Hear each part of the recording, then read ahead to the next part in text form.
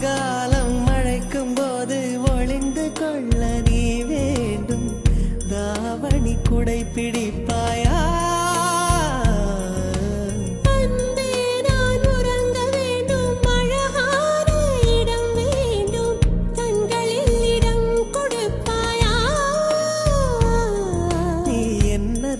வந்து நெளிய நான் உன் மனதில் சென்று ஒளிய நீ உன் மனதில் என் உருவம் கண்டு என்னுள்ள என்னை கண்டவள் யாரென்று என காண செய்தாள். கேளாமல் நெஞ்சை கொய்தவள் சிற்பம் செய்து கையில் தந்தாள்.